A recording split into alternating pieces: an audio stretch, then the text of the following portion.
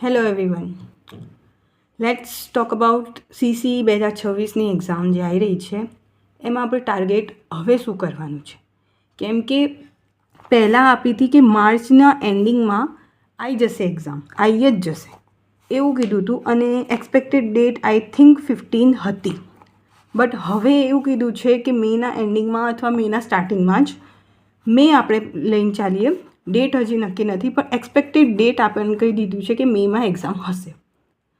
અને થોડું ઘણું આપણને એ બી ખબર પડી ગઈ છે કે CBRT લેવલની જ હશે, કે આપણે કમ્પ્યુટર બેઝ એક્ઝામ જ લેવાની હશે.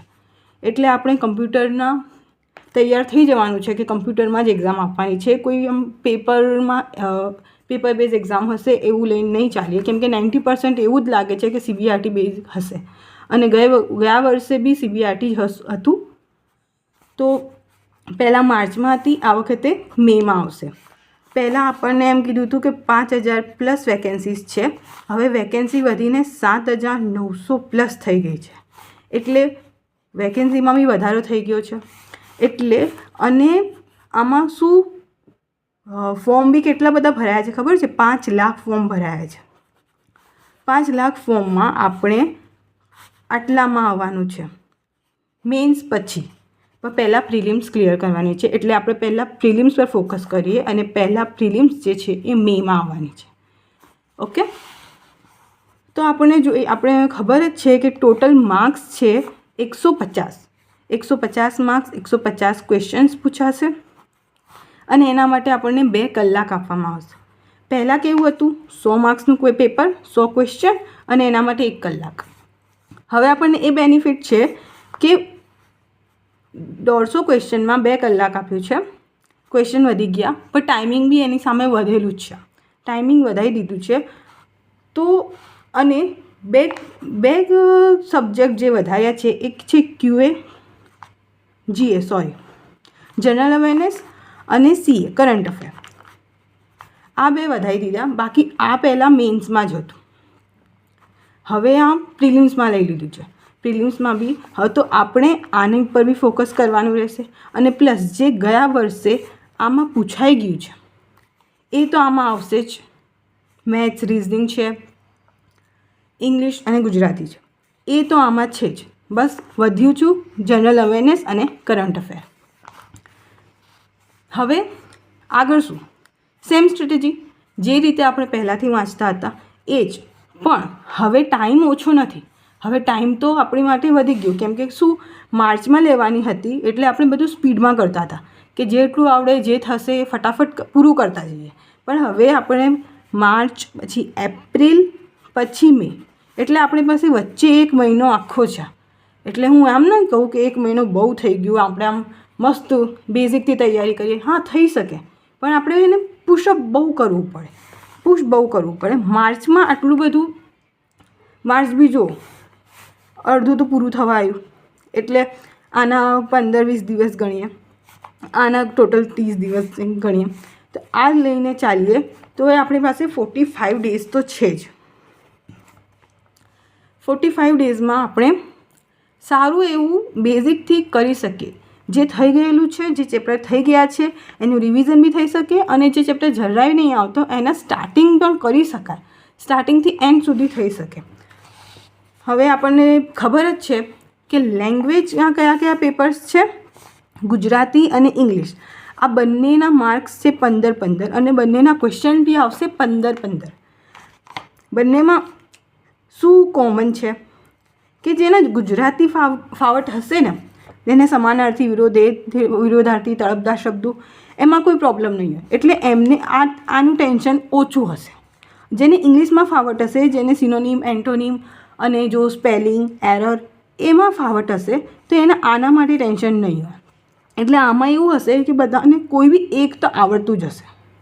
તો આમાં વધારે ટેન્શન નથી અને માર્ક્સ બી ઓછા છે. પણ એવું ના હોય કે આપણે કોઈ બી એકને નેગ્લેક્ટ કરી શકીએ. એવું તો એક જ વાર ના કરે. જો આપણે ગુજરાતીમાં ફાવટ હોય તો હાલ ઇંગ્લિશ પર વધારે ફોકસ કરવાનું, અને ઇંગ્લિશ પર ફાવટ હોય તો ગુજરાતી પર ફોકસ કરવાનું. કેમ કે એમાં જો છે છંદ છે, અલંકાર છે, એવા જો છે ને એક ક્વેશ્ચન આમાંથી પૂછાય જ છે. સમાસ છે અને સંધિ, આમાં છે ને એક ક્વેશ્ચન પૂછાય જ. પણ આપણાથી શું થઈ જાય કે આમાં આ નહીં આવડતું છું ને આને છોડી દઈએ, આ પણ નહીં આવડતું આને છોડી દઈએ, 2 માર્ક્સ તો જાય. પણ 2 માર્ક્સમાં બી તમારું મેરિટ ક્યાંથી ક્યાં જઈ શકે છે. એટલે અત્યારે આપણે ફોકસ કરી શકીએ, અત્યારે આપણી પાસે ટાઈમ છે. તો જો તમારે ઇંગ્લિશમાં ફાવટ હોય તો ગુજરાતીમાં આ ટૉપિક પહેલાં પકડી લેવા. આ જો તમને ન આવડતા હોય તો તમે બેઝિકથી બી સ્ટાર્ટ કરી શકો અને બેઝિકથી બી એન્ડ સુધી તમે આને પહોંચાડી શકો. ઇંગ્લિશમાં બી એવું જ છે, એરર, સ્પેલિંગ એરર્સ. મે બી આપણે ગુજરાતીમાં ફાવટ હોય તો શું હોય, ઇંગ્લિશમાં શબ્દો જોયા જ ના હોય તો ખબર કઈ રીતે પડે કે આનું સ્પેલિંગ કઈ રીતનું હશે, શું હશે. એટલે ઇંગ્લિશમાં જે બી તમારી પાસે જે બી બુક હોય, જે બી ગ્રામરને લગતી બુક હોય એ વાંચવાનું સ્ટાર્ટ કરો. એમાંથી એક એક સ્પેલિંગને જોતા જાઓ કે શું શું છે એમાં. તો એ રીતે તમારે સ્પેલિંગ એરરને એ બી ક્લિયર થતા થશે અને સિનોનિમ એન્ટોનિમ્સ બી સાથે સાથે કરતા રહેજો. હવે જોઈએ સ્કોરિંગ પાર્ટ. સ્કોરિંગ પાર્ટ એટલે આ બંનેના માર્ક્સ મળીને છે 90 માર્ક્સ. જેને બી આમાં ફાવટ હશે ને મેથ્સ અને રિઝનિંગમાં, એ આ ખેલ જીતી જશે. કેમ કે સૌથી મોટો પાર્ટ અને સ્કોરિંગ પાર્ટ આ જ છે. આનું મોટું કારણ એ બી છે કે મનોવૃત્તિ સારી હોવી જોઈએ. લોકોને હવે, ગવર્મેન્ટને હવે એવા લોકો જોઈએ છે જે મગજથી સ્પીડમાં વિચારી શકે, એક્યુરેટ હોય. તો આમાં એક્યુરેસી જો આપણે બતાવી શકીએ તો આપણે મેરિટમાં આવી જઈએ. મેરિટમાં આવી જઈએ તો આપણી પાસે અપોઇન્ટમેન્ટ લેટર આવી જાય. બસ આપણને આ જ જોઈએ છે, અપોઇન્ટમેન્ટ લેટર જોઈએ છે. એટલે એના માટે ભલે ના આવડતું હોય, રિઝનિંગ ના આવડતું હોય, મેથ્સ ના આવડતું હોય, સ્ટાર્ટ કરવું જ પડશે. અને કોઈ બી બુક લઈ લો, બધી બુક સારી જ છે,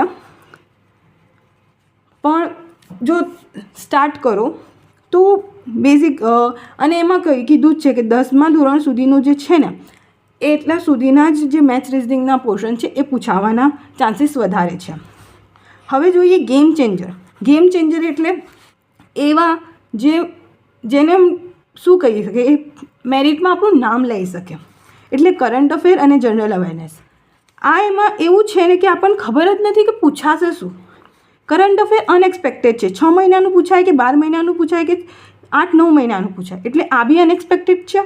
એટલે આપણે શું કરી શકીએ કે હાલ 6 મહિનાનું કરંટ અફેર, પાછલા 6 મહિનાનું કરંટ અફેર, એટલે આપણે ઓગસ્ટથી લઈને બી ચાલીએ, ઓગસ્ટ નવેમ્બરથી બી લઈને ચાલીએ તો અત્યાર સુધી આપણે કરવું જ પડશે. તો 6 મહિના, 12 મહિના, 8 મહિના કરંટ અફેર કરીએ, જનરલ અવેરનેસ કરીએ તો આપણું આ CC માટેનું સ્ટાર્ટ થઈ જશે. બસ લાસ્ટમાં આટલું જ કહીશ કે ગુડ લક. જે બી તૈયારી કરી રહ્યા છો, જે બી કરી રહ્યા છો, બસ કહેવાનું મતલબ એ જ છે કે આપણી પાસે હવે ટાઈમ છે. 40-45 દિવસ વધ્યા છે. જે બી વધ્યા છે એમાં ફૂલ હિંમતથી મહેનત કરી લો, થઈ જશે. Best of luck.